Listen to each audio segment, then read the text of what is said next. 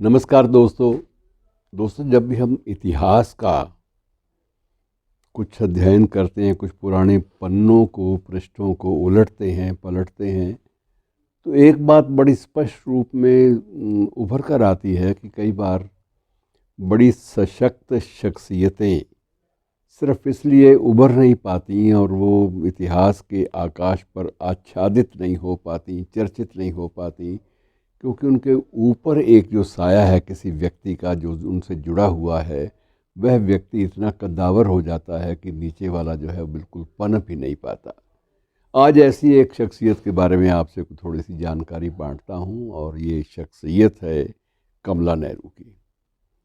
कमला नेहरू के बारे में यद्यपि नेहरू और नेहरू परिवार, नेहरू गांधी परिवार, इनका ज़िक्र लंबा चौड़ा इतिहास के पन्नों में दर्ज है, लेकिन कमला नेहरू बीच में कहीं वो सिसकती रही। उनकी जो छवि है, उनकी जो पहचान है वो सिसकती रही और बड़ी छोटी उम्र में वो चली भी गई। 37 साल की उम्र में वो बिल्कुल यहाँ से अंतिम सांस उन्होंने ले ली।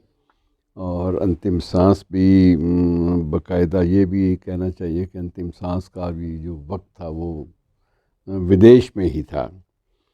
और 37 साल की कमला नेहरू के जीवन की बहुत सारी घटनाएं ऐसी हैं मित्रों, जिनको ज़रा थोड़ा सा सूक्ष्म तरीके से देखना बड़ा ज़रूरी है।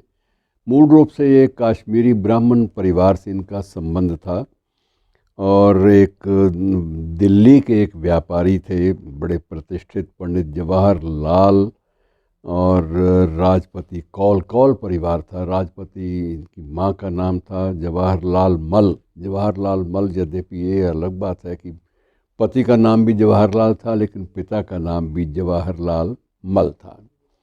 जवाहरलाल मल और राजपति कौल की इस संतान की शादी नेहरू परिवार के जवाहरलाल के साथ 17 वर्ष की उम्र में हुई थी। इसकी उम्र सिर्फ 17 वर्ष थी और अंतर बड़ा था। अंतर इसलिए बड़ा था कि वो एक सुसंस्कृत, कल्चर्ड और भारतीय संस्कृति में, उसके रंग में रंगी हुई महिला थी कमला। और जिस परिवार में वो गई, वो परिवार लगभग पूरी तरह से पाश्चात्य सभ्यता में रंगा हुआ था। मोतीलाल नेहरू उसके ससुर, और अंदाज़ा लगा लीजिए उनकी जीवन शैली का बिल्कुल अलग थी। आनंद भवन की बातें करते हैं तो आनंद भवन का उस काल का जो ऐश्वर्य है वो भी सामने आता है। लेकिन इसके बावजूद कमला ने जो परिस्थितियों से समझौता किया वो अद्भुत था। और उस समझौते में ऐसा नहीं था कि उसका परिवार, वो भी सुसंस्कृत परिवार था, वो भी कल्चर्ड फैमिली थी, लेकिन उसने सब कुछ सहजता से लिया। और सहजता से लेने की इस मशक्क़त में ये भी है कि उसका स्वास्थ्य भी दिन ब दिन गिरने लगा। आखिर जांच हुई तो पता चला उसे टीबी का रोग है। और जब टीबी के रोग का पता चला तो उन दिनों टीबी ऐसा नहीं था, बहुत ख़तरनाक इसे माना जाता था। और इसके लिए जो सबसे बड़ी बात थी कि अलग से रखना, परिवेश से अलग रखना, ये बहुत ज़रूरी माना जाता था। अब तो ये है कि टीबी के पेशेंट्स आम तौर पर लगभग सभी मामलों में ठीक हो जाते हैं। यदि किसी की कोई डेथ भी होती है, अंतकाल भी आता है, तो वो टीबी की वजह से कम और अन्य ऑर्गन्स के फेल्योर की वजह से ज़्यादा आता है। तो ये बिल्कुल एक अलग उन दिनों में टीबी का स्वरूप था। और जब इसको देखा गया कि यह गंभीर रूप से पीड़ित है, तो उस वक्त ये होता था कि ये किसी पर्वतीय और किसी प्राकृतिक स्थान पर इसे रखा जाए, जहाँ भरपूर ऑक्सीजन भी मिले और जहाँ का वातावरण जो है वो पर्यावरण उस जहाँ का शुद्ध हो, जहाँ के वातावरण में कोई प्रदूषण ना हो। ये बातें मुख्य रूप से ध्यान में रखी जाती थी। तो घर में संपन्नता थी, दोनों तरफ संपन्नता थी, मायके में भी और ससुराल में भी। इसलिए इनको उपचार के लिए स्विट्ज़रलैंड में भेज दिया गया। तो स्विट्ज़रलैंड में ये वहाँ रही उपचाराधीन। उससे पहले इन्होंने 2 बच्चों को जन्म दिया था। अब दूसरे का उल्लेख नहीं होता। एक तो इंदिरा जी, वो बिल्कुल पहली संतान थी, और दूसरा एक लड़का भी इनके पैदा हुआ था, एक सुपुत्र भी पैदा हुआ था, लेकिन वो सुपुत्र ज़्यादा वर्ष जी नहीं पाया, इसलिए उसका ज़िक्र ना तो इतिहास की किताबों में होता है और ना ही जहाँ विकिपीडिया भी देता है शख्सियतों का परिचय, ना ही उस परिचय में कहीं उस बालक का नाम दर्ज है जो बालक कमला नेहरू ने जिसे जन्म दिया था। लेकिन वही बात है कि जो शख्सियतें बरगदी हो जाती हैं, बहुत बड़ी बड़ी शख्सियतें, मसलन इंदिरा गांधी सिर्फ एक महिला इस देश में प्रधानमंत्री बनी और वो इंदिरा गांधी थी। और जवाहरलाल नेहरू का पति होना ये अपने आप में एक बहुत बड़ी बात मानी जाती थी कि जवाहरलाल नेहरू जिस स्त्री के, जिस महिला के पति हैं और जिसकी बेटी जो है इंदिरा जैसी है, तो उसके बाद उसकी अपनी शख्सियत का छिप जाना ये एक स्वाभाविक बात है। लेकिन मित्रों, कुछ भी हो, संवेदनशीलता जो है वो इस बात का तकाजा करती है कि हमें उसके सारे पहलुओं को देखना चाहिए। बहुत समय पहले एक पुस्तक आई थी, उसमें एसेज ऑन कमला नेहरू और एसेज बाई कमला नेहरू। कमला नेहरू ने कुछ निबंध भी लिखे थे, स्वयं अपनी अनुभूतियाँ, लेकिन उनका कहीं जिक्र नहीं होता जबकि होना चाहिए। और उनके बारे में जो निबंध, जो एसेज लिखे गए, उनका जिक्र भी नहीं होता।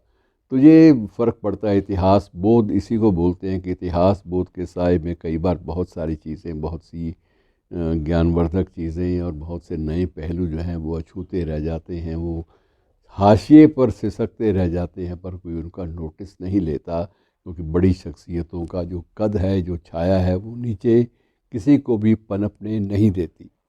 उस वक्त जब उन्होंने अंतिम सांस ली तो उस वक्त वहाँ पर उनके पास जवाहरलाल नेहरू भी थे, मोतीलाल नेहरू भी थे, और मोतीलाल नेहरू की धर्मपत्नी अर्थात जवाहरलाल नेहरू की माँ श्रीमती स्वरूप रानी भी वहाँ मौजूद थी। और एक डॉक्टर थे जो इलाज करते थे टीबी के मरीज़ों का, विशेषज्ञ थे वो डॉक्टर अटल, वो भी मौजूद थे। अपने अटल बिहारी वाजपेयी नहीं, कहीं उससे न जोड़ लीजिएगा, क्योंकि हमारे यहाँ इतिहास बोध में बहुत सारी चीज़ें ना हम लोग गड़बड़ अक्सर कर जाते हैं। बहरहाल, कहने का मकसद ये है कि अपने आप में उसकी दो विशेषताएं कमला नेहरू की थी जो जिनका जिक्र नहीं होता।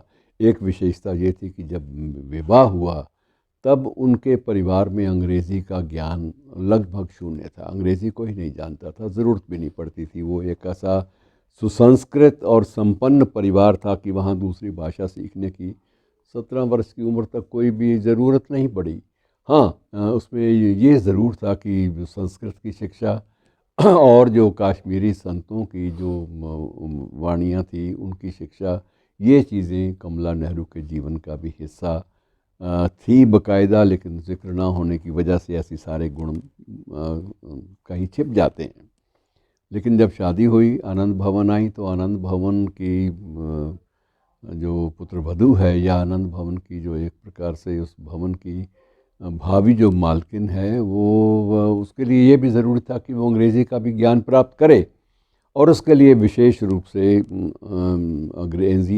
अंग्रेज़ी पढ़ाने वाली शिक्षिकाएं जो यूरोपियन थीं, जिनका उच्चारण जो है अंग्रेज़ी का शुद्ध हो, ऐसा चयन किया गया और अंग्रेज़ी उनको वहाँ पर आनंद भवन में पढ़ाई गई। और उसके बाद जब उन्होंने देखा कि मेरे पति का जीवन पूरा का पूरा वो गांधी बाबा के साथ ही सत्याग्रहों में लगा रहता है, तो वो भी गांधी बाबा के साथ जुड़ गई और उन्होंने लगभग हर सत्याग्रह में सक्रियता दिखाते हुए बाकायदा भाग लिया। और सबसे बड़ी बात ये थी कि वहाँ उनको बाद में जयप्रकाश नारायण की पत्नी प्रभावती, उनका भी संपर्क कमला नेहरू को मिला, और कमला नेहरू के जीवन पर सबसे ज़्यादा जो प्रभाव था प्रभावती का था। प्रभावती का इसलिए प्रभाव था कि प्रभावती जेपी की पत्नी थी, जयप्रकाश की, और जयप्रकाश जब भी विदेश यात्रा पर जाते या किसी आंदोलन के लिए निकलते लंबे दौरों पर, तो उस वक्त वो सबसे पहले प्रभावती को गांधी जी के पास वर्धा आश्रम में छोड़ जाते। और वहाँ सिर्फ ये एक त्रिकोण था, कस्तूरबा गांधी का, प्रभावती का और कमला नेहरू का। इस त्रिकोण ने एक नई जागरूकता स्त्रियों के अधिकारों, महिलाओं के अधिकारों और महिलाओं के मध्य स्वाधीनता प्राप्ति की ललक को बढ़ावा देने के काम में इन तीनों ने बड़ा योगदान दिया। लेकिन मित्रों, वही बात है कि इतिहास में कई बार ये चीज़ें पार्श्व में चली जाती हैं, प्रभावती का जीवन भी इसी तरह से थोड़ा सा हाशिए पर सरका, लेकिन उनका अपना व्यक्तित्व बड़ा सबल था, इसलिए वो चर्चा में बनी रही जेपी के साथ भी। और कस्तूरबा का जो जीवन था वो भी सशक्त इसलिए भी रहा कि गांधी भी हमेशा कस्तूरबा का सम्मान करते थे और कस्तूरबा उनकी देखभाल का पूरा दायित्व संभाल लेती थी। तो ये कई कारणों से इन तीनों महिलाओं का जब भी आप अध्ययन करेंगे तो आपको मालूम होगा कि अच्छी शख्सियतें और बहुत ठीक ठाक सभ्य सी आचरण वाली शख्सियतें कई बार हाशिए पर सरक जाती हैं, इसलिए कि हम लोग इतिहास बोध के जो मूल जो नुक्ते होते हैं उनका उल्लंघन करने लगते हैं। शुक्रिया।